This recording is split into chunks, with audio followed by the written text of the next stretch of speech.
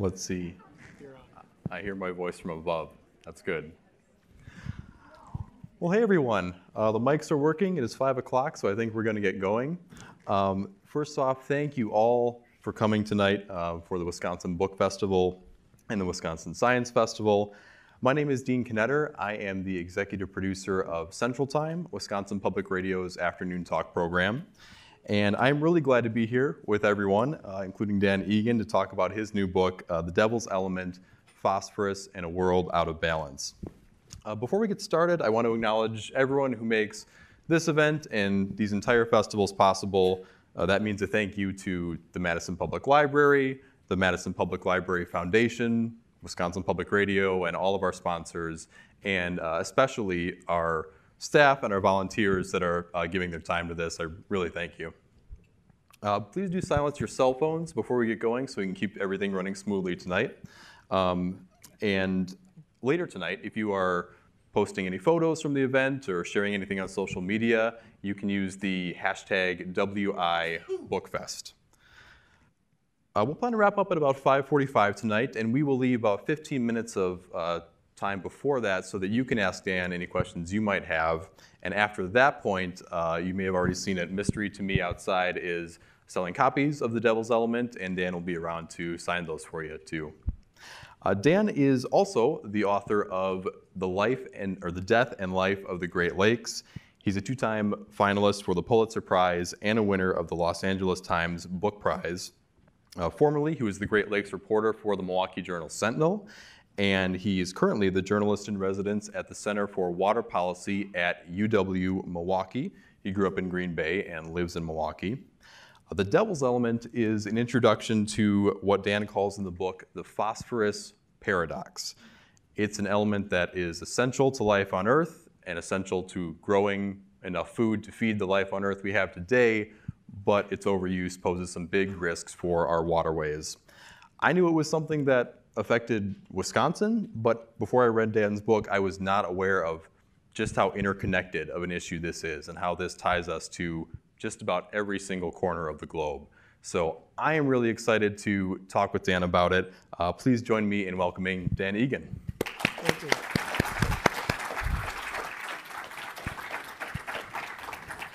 Well, Dan, phosphorus gets a lot of different names in your book. It gets called a lot of different things. It includes the devil's element, waste, the bringer of light, all sorts of different names to it. Can you give us an introduction as to the element itself and why it's so dynamic, why it's so multifunctional? Sure. Is this on? Yeah, I had a sense that it was not. Hang on. No. The green light is on. It looks the same as mine. Yeah. It's on now? Okay. I got a thumbs up in the way back. Okay. Okay. Just if it doesn't reach the back. Yeah, those are some of the names. Willie Pete, white phosphorus. It was deployed in Vietnam, and it's unfortunately, I think, being deployed today as a weapon, even though that is not technically legal. But yeah, the book is called Devil's Element, primarily because it's so combustive. It's also the 13th element that was discovered, but it's wrought a lot of misery, hence the name. But it's also, opened the door for the modern agriculture system that allows some 9 billion of us to thrive. If we didn't figure out how to mine phosphorus and put it on crops and grow things like corn and soy and turnips and wheat, there's no way we would have the population on Earth that we have today. So in that sense, it's well, it is a critical element and like a miracle grow, but it comes with some downside, and that's a big one right there. That looks like fire. I actually thought about maybe naming the book Green Fire, because that's kind of what it is. But that's actually Lake Erie. And there's a little boat above the T in element, the word element. And those are federal researchers on Lake Erie, unfortunately exposed to this stuff because it's a wicked pollutant and poison even. It's a lung toxin, it's a liver toxin, and there's been some preliminary research that it's associated with neurological diseases like ALS, and you don't even have to be exposed to it physically. It aerosolizes and you breathe it in. And there's just been some studies. A big one came out of Dartmouth showing that lakes that have these algae blooms also have a significantly higher rate of neurological diseases. So the question was the name. Yeah, so Devil's Element. It's catchy. That's I think that's why the publisher put it out there. But and it seems like before we even fully understood phosphorus or the risks, we were finding ways to use it as fertilizer, whether we knew it or not, and that even includes bones? Absolutely, yeah. So the story really kind of starts, well, it starts in a number of places, but a significant place is England in the early 1800s. We were in the middle of the mini ice age, I believe. Starvation, famine was a persistent threat, and the English were very good and creative about figuring out how to squeeze the most they could out of their limited acres.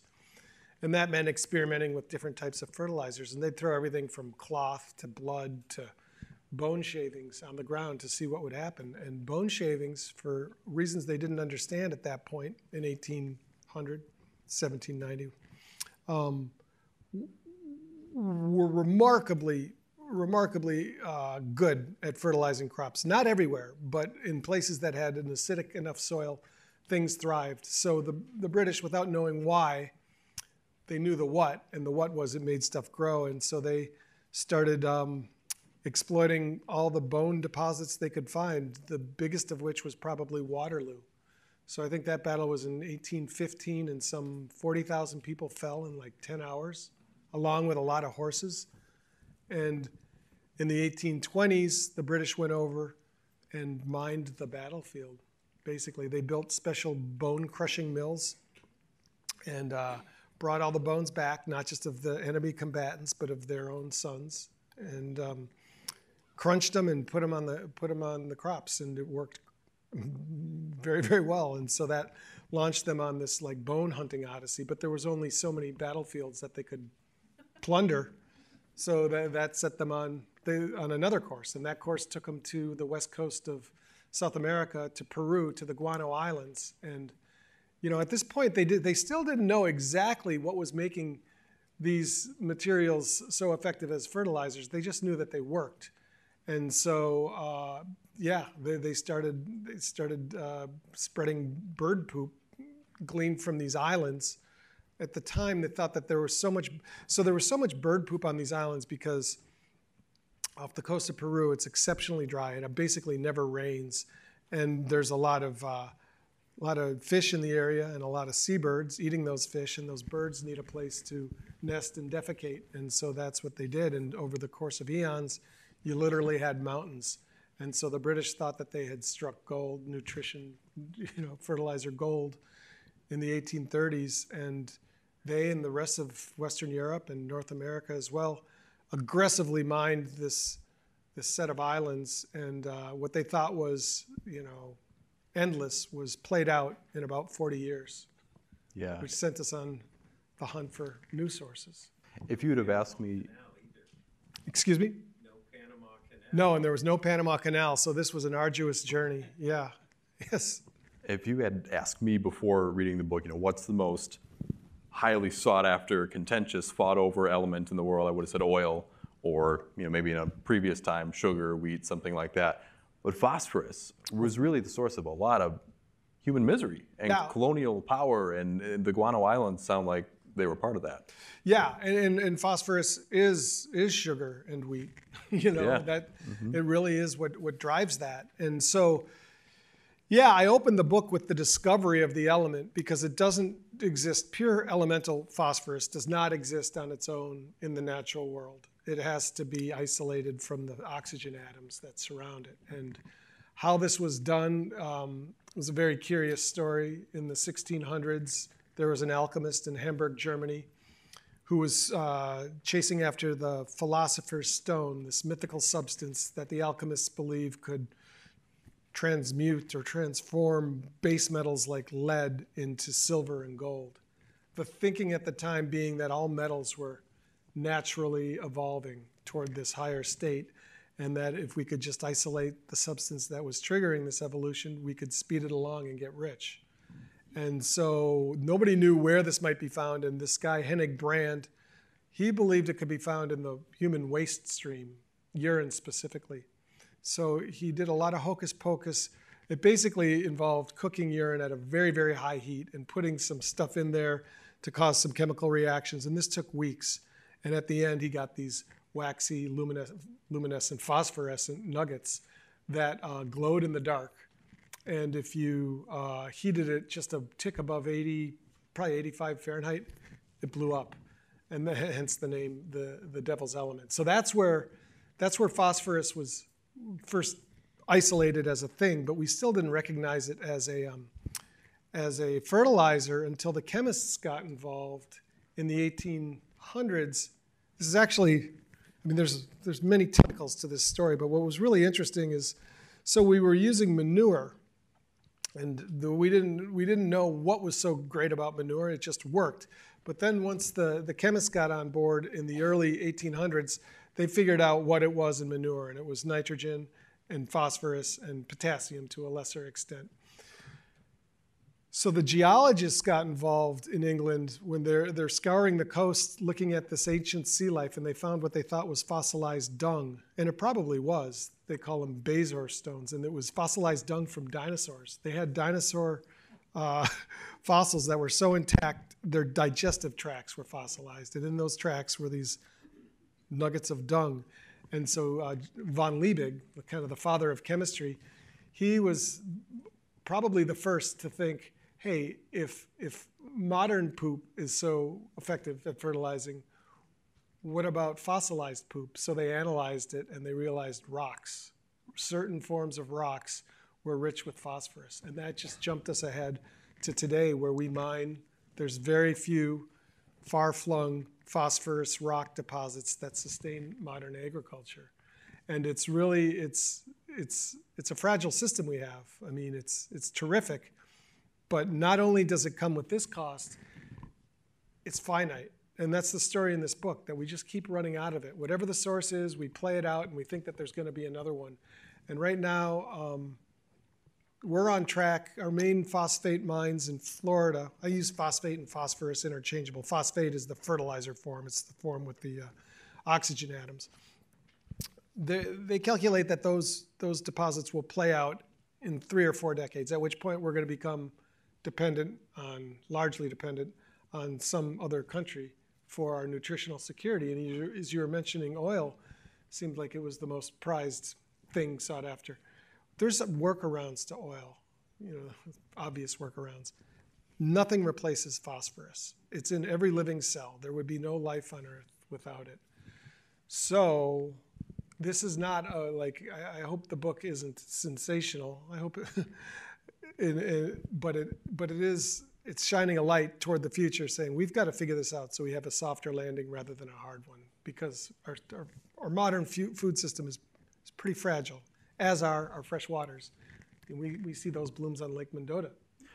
Yeah, and I want to talk about fresh water in a minute, but I was also really surprised reading the book to learn what a danger we could be for a phosphorus shortage and what that would mean.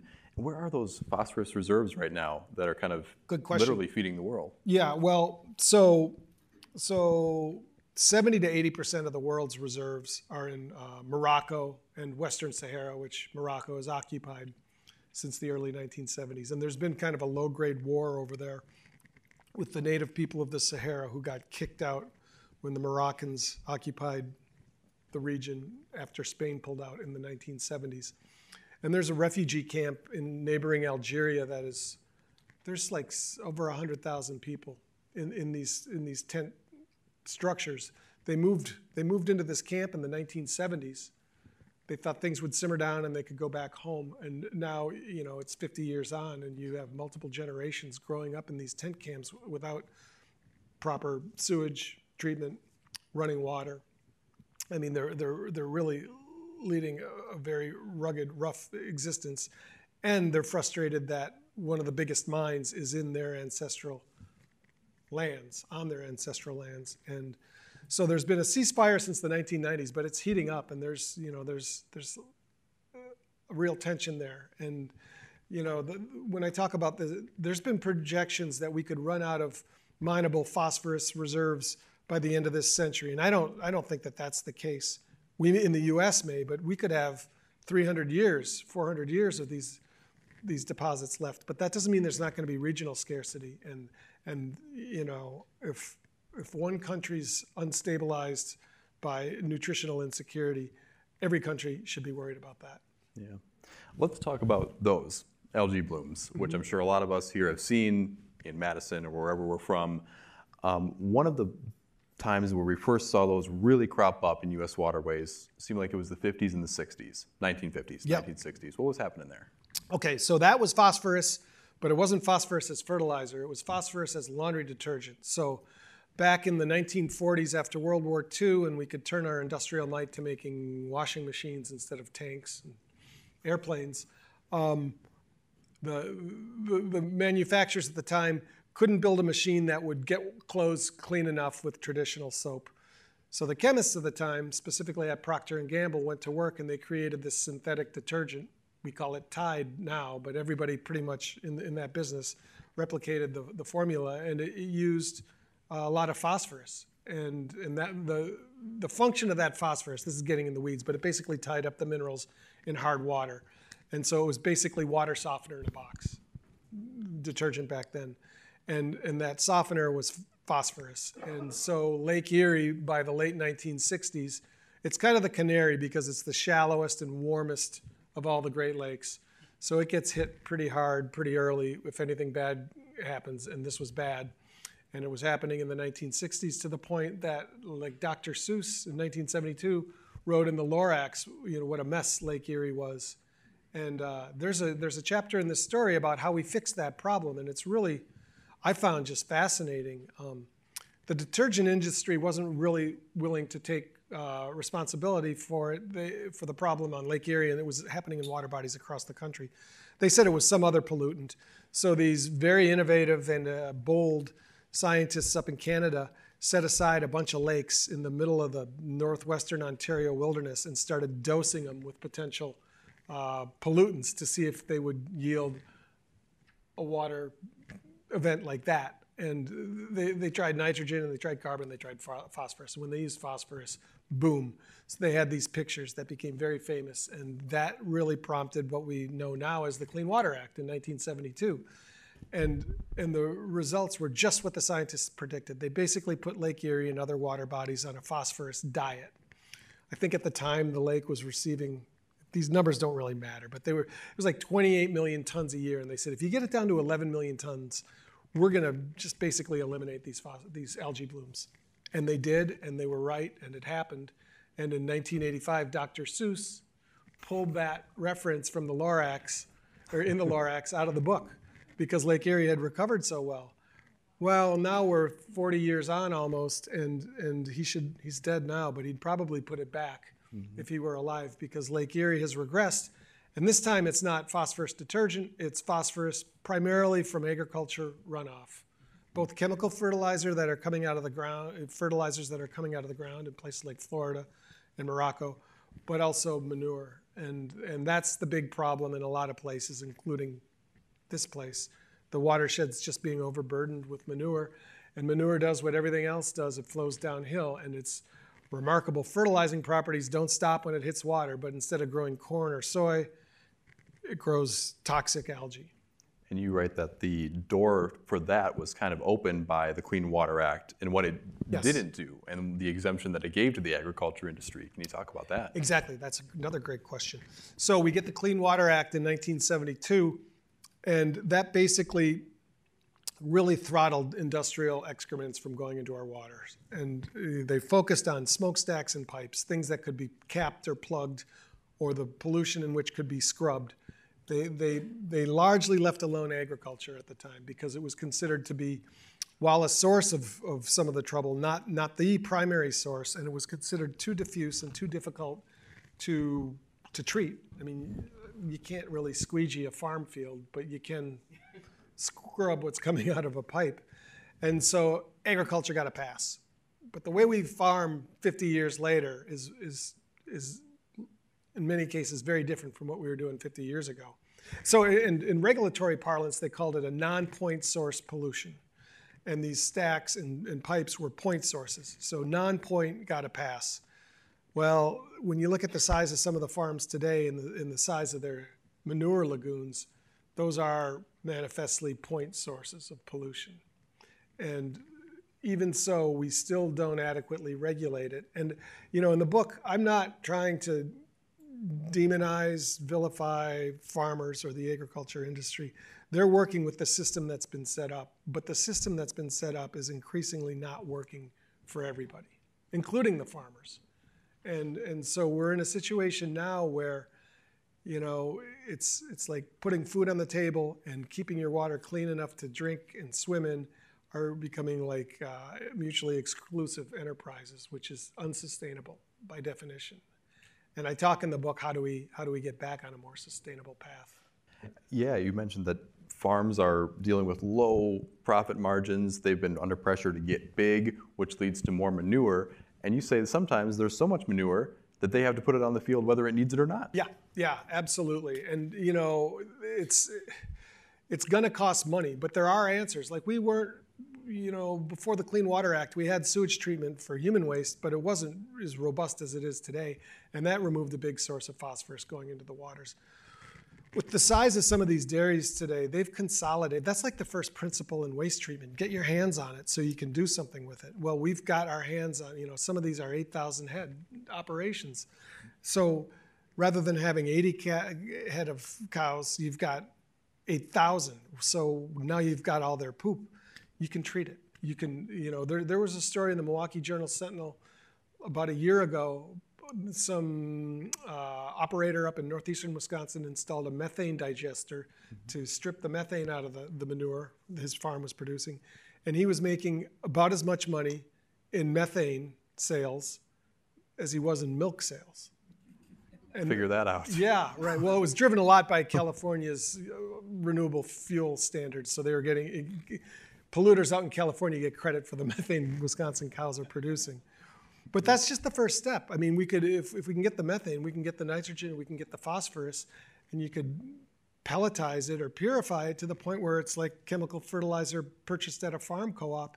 And now you can move it. It's financially, you know, viable to move it, not just from one end of a county to another, but to whole watersheds and regions. Because right now the rule of thumb is if a farmer has to move his manure more than 10 miles, it's a deal killer. And so they've got to find a field, whether that field needs it or not, to put their manure on. And they're, you know, I know we're in Dairyland. I'm from Green Bay. I grew up in Dairyland. I respect and appreciate the culture. I consume. I have 4 kids, a lot of milk in our house, a lot of hamburgers. I know that food is essential, but so is fresh water. Yeah. And we got to get to a point where we can have both.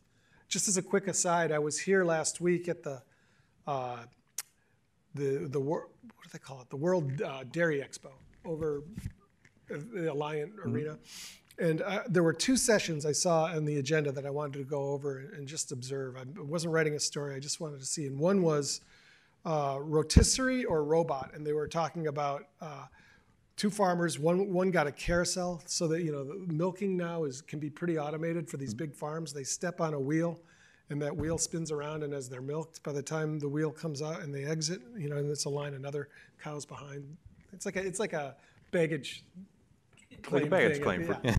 So, and by the time that cow comes around, it's been milked and it walks back to the barn.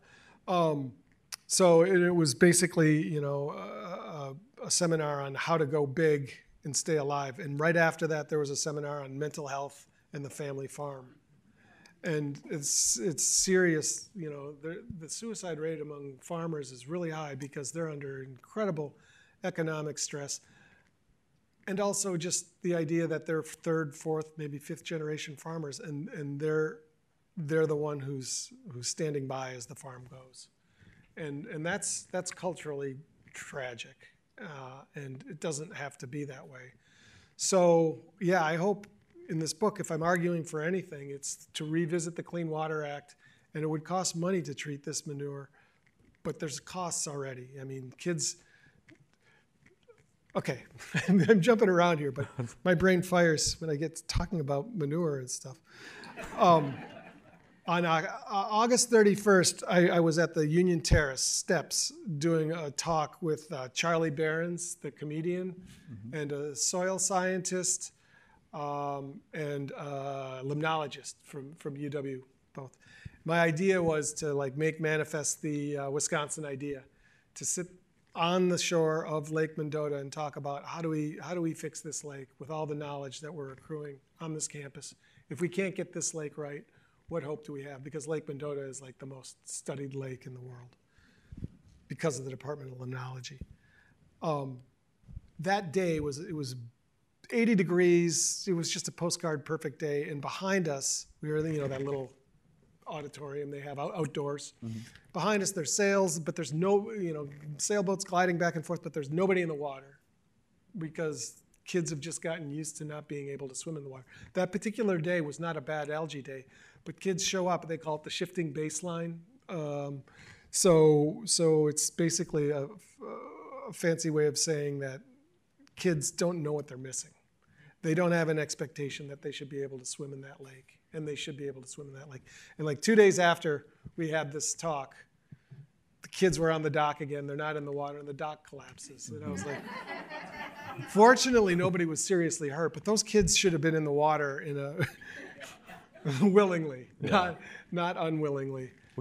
So, yeah, we have just time for a couple more questions here before we turn it over to the audience. And one thing I wanted to talk about is what you're getting at, and just to kind of remind people of the stakes here, like these algae blooms and this water quality. Why does it matter? Okay, so that's Lake Erie, as I mentioned. That's by Toledo. In 2014, so just zip back real quickly to the Clean Water Act, 1972. It was phosphorus in the water, and it was also just industrial pollution, not necessarily nutrient pollution, but whatever we wanted. We just treated the lakes as liquid dumps, to the point that the Cuyahoga River famously flared up and burned in 1969. And that really drove the public outcry to get the Clean Water Act. So people have been wondering, what's the next Cuyahoga moment? When are we going to have enough of this? And in 2014, a plume of this stuff got sucked into the Toledo drinking water system, which supplies water to 500,000 people.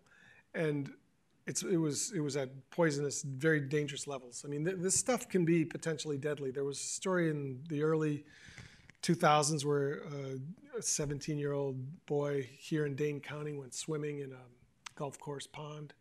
And there's been some controversy if it was the toxin is called microcystin, if that was the actual trigger or if there was something mysterious that did it. But the coroner at one point ruled that it was toxic algae.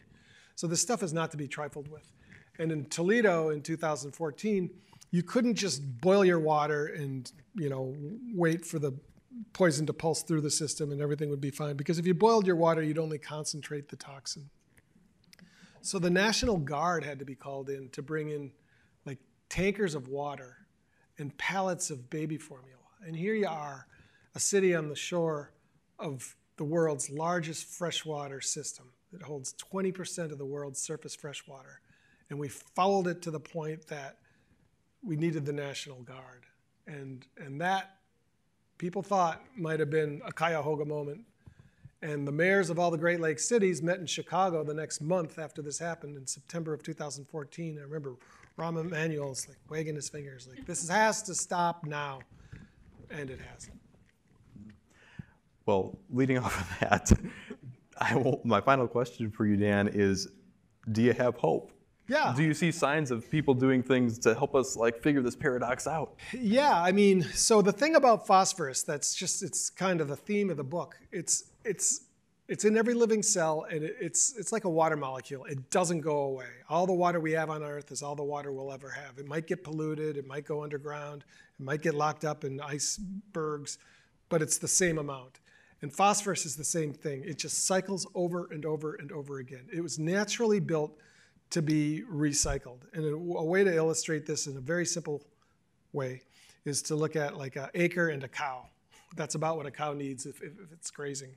The cow eats the grass, the cow poops, the poop grows grass, the cow eats it, and on and on and on and on. But when we figured out how to mine this stuff instead of patiently waiting for it to cycle through, we turn that circle of life into a straight line, and it runs from farm field into our water. And it doesn't have to be that way. We're never going to get back to that natural balance.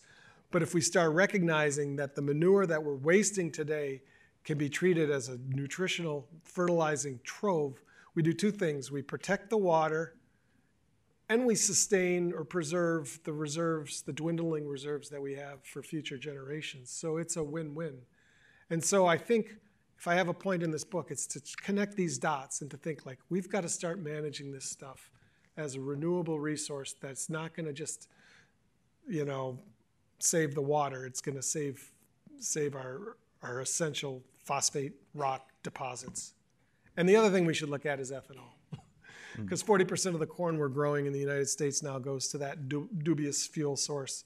And that's a lot of stuff to grow that corn, including phosphorus. Sure. Well, I want to open it up to questions anyone in the audience might have for Dan. If you just want to raise your hand, we can go around. Sir, I'll go with you. I have a couple of questions. One is I was wondering what method that most people or whatever use to measure phosphorus. And the second one is I didn't hear you talk about the dead zone that's at the bottom of the Mississippi River. And I would assume that has something to do with phosphorus. Yeah, I mean, phosphorus is measured just by its content in the water. And I forgot what the number is for the target for Lake Mendota, but we're over it. Is that like a spectrophotometric assay? You're a scientist. I'm not. He asked if it was a spectric, a photo, something. Yeah, so the dead zone in the Gulf of Mexico that's largely a nitrogen. So the three main fertilizing elements are nitrogen, phosphorus, and potassium. Nitrogen drives algae blooms primarily in salt water. Phosphorus does the job in fresh water. But what's going on in the Gulf is kind of a combination of the two now, because we are sending so many nutrients down the Mississippi from ethanol country that, like in 2019, it was a really wet year. So much water with so much phosphorus made it down to the Gulf of Mexico that, and just backing up, so the dead zone that he's talking about is basically an explosion in algae that could be toxic or otherwise, and that algae dies, its decomposition burns up the oxygen in the water, and almost nothing can survive, hence the dead zone. In 2019, there was so much water coming down the Mississippi River that it turned the coast, the Gulf Coast, east of New Orleans, like all of Mississippi's 40 miles of coastline, into essentially fresh water, to the point that it was getting these freshwater algae blooms. And they lost their beaches. They had to close the beaches from late June through Labor Day. And I don't know if you've ever been to Mississippi in late June or July, but you want to swim. I mean, and those beaches were deserted. It was tragic for their economy. I talked to a guy who had purchased like 50 jet skis, and he was renting them. And the day I talked to him, he was loading them up to take them to Georgia to sell them because he had a bank loan to pay. So this is the people, and so this guy, he was talking about how he feels so frustrated that he's being regulated out of business. He thought you could still jet ski in that water, and maybe you can. But he thought that there was an overreach of government. And he said, and I thought this was very astute, he said, why are we being regulated out of business instead of the people who are sending us the pollution? Now, nobody wants farmers to go out of business, but ethanol, a couple ethanol operations or corn for ethanol, that might not be all negative. I used to do research on ethanol production from cellulose. Mm-hmm. And I have to say that I told my mother it might be better if the farmers just took the chemicals and stuff and dumped them on the ground rather than to have them go out in the field and drive around. And the proof of that is that Iowa had to get a many $1 billion worth of loan for the farmers so that they could support the ethanol industry in Iowa. Yeah, I don't know exactly what the question is, but it's not a great situation at all. And there's been, and I'm getting way over my head here, but I've seen studies that show if we just planted solar panels, we'd be driving more cars off that than the corn that we're growing with ethanol. And I'm sure there's all sorts of studies that could be argued one way or the other, but I think what can't be argued right now is that the existing system is really only working for the ethanol producers and the politicians who seek the presidency, because Iowa is at the front. Well, with the Republicans, it's shifted with the Democrats now, but at the front of the primary season. If you want to do well, you gotta do well in Iowa, and if you want to do well in Iowa, you got to pledge allegiance to ethanol. And I went over to the state fair in 2019 and got Joe Biden coming out of the bathroom and asked him about ethanol. And he talked about, you mentioned cellulosic ethanol, which is kind of the holy grail. If we could get to the point where we could use the stalks and the husks to produce fuel, that could be an ecological economic winner. But we're not there, and there's no indication that we're getting close, even though that's still held out. Every time they talk about re-upping, it's called the Renewable Fuel Standard, the ethanol mandate, they always say, this is a step on our way to cellulosic ethanol. And a lot of the people I talked to said, we're never going to get there. Thanks for the question. Anyone else? We've got some microphones going around now. One up here. Yeah, thanks.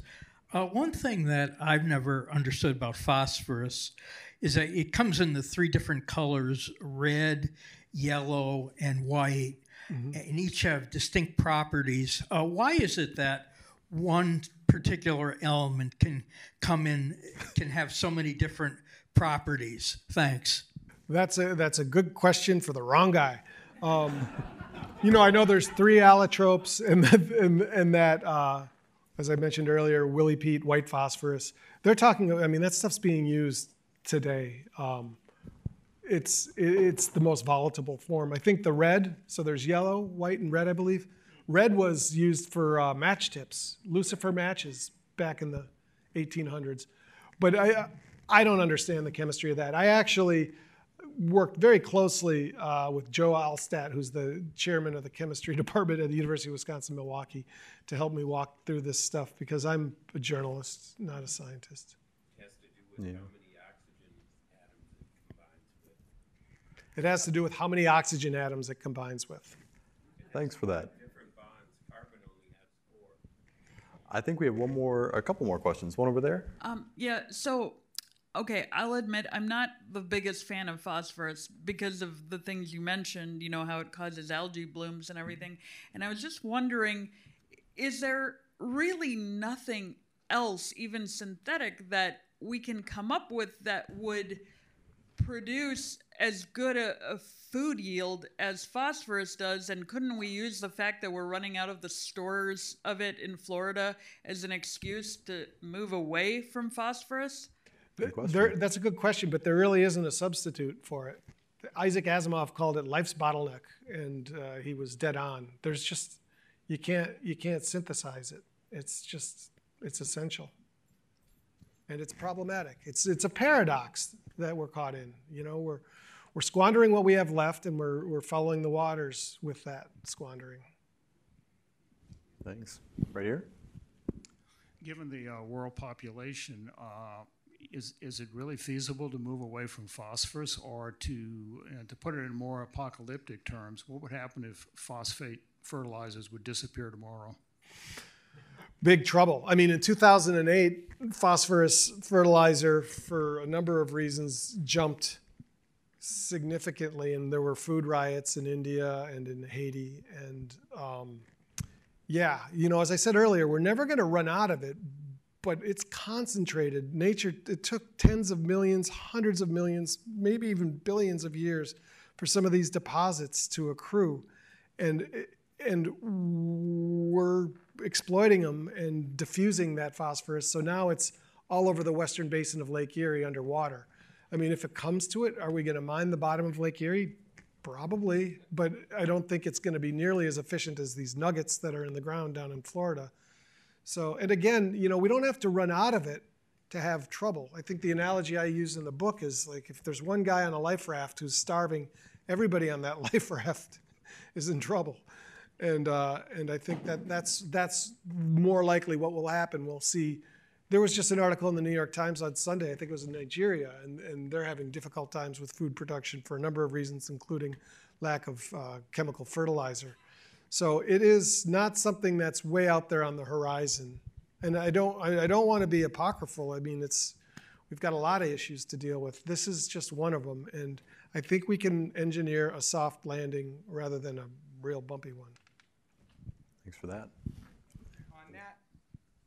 On that note of engineering a soft landing, what do you think could be done either in practice or within theoretical scientific constraints to improve the sustainability of the food and water system in the United States? Well, I think we're getting better at applying chemical fertilizer. For a long time, we were just, it's like when you're making soup and you put some salt in or whatever, and a little's good, and then a lot's got to be better. And so a lot of farmers throughout the 70s and 80s were counseled by, land grant extension agents to as insurance, just if you need a little more, it's not that expensive, just put it on in case the rains come before your roots take hold and it washes off. There'll still be some there. So there's a lot of phosphorus tied up in the soils from these decades of overusing that we can still exploit. And I don't know the chemistry of this. I mean, it may take acids to help release some of this stuff bound up with soils. But more than the chemical fertilizer, it's the manure. It's been estimated that if we really were efficient in harnessing that manure for its fertilizing properties, we could meet basically in the US 50% of our annual chemical phosphorus needs. So that's a big low-hanging, I don't want to call it a piece of fruit because it's dung, but you know what I mean. I think we have time for maybe 2 more questions. I know there was one here. I also don't want to abandon this side of the room. I'm angled this way, so I might be missing folks over here.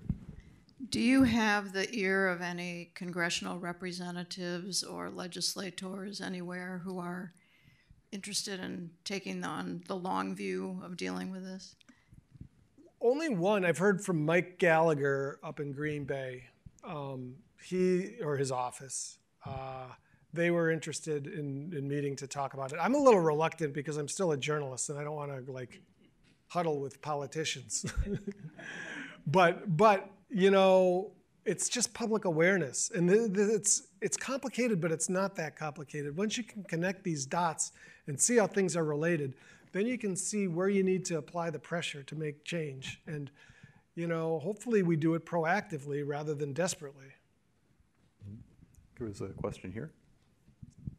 Thanks. This kind of ties in a little bit. Going back to the idea of shifting baselines with, the kids today not being used to being able to swim in the lakes, which was, I used to lifeguard. It was very different, and there's a reason they don't have them now. But I guess I'm wondering, I know that obviously there are some days where you absolutely should not swim in the lake. Yeah. But some days you can, and I'm wondering if you think there would be value in promoting, giving the lakes a little bit of not a makeover, but a PR spin that sometimes they are swimmable. And Yeah, no, I agree with you 100%. And I have 4 kids, and I live probably 4 blocks from Lake Michigan over in Milwaukee. And we have a nice neighborhood beach not far from there. And I'm insistent, they're getting older now, but that we swim. When the water's clean, we swim, because once you break that connection, that baseline shifts and that lake loses the constituency that it needs for people to take care of it.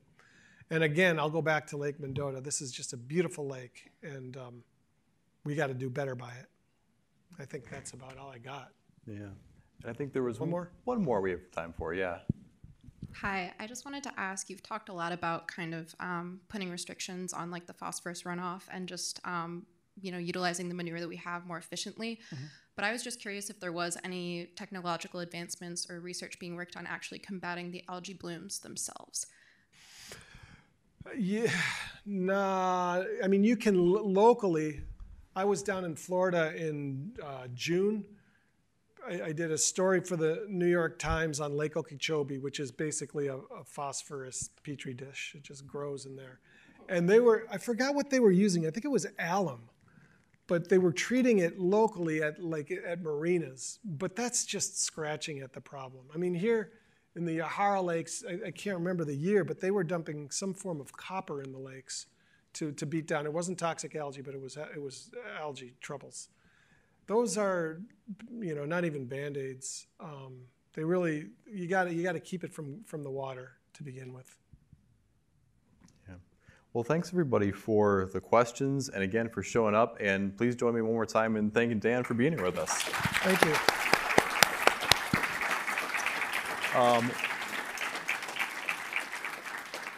Once again, we'll have copies for sale outside the door here, and Dan will be around to sign. Thanks again, and have a great night. Thanks a lot. Hey, thanks.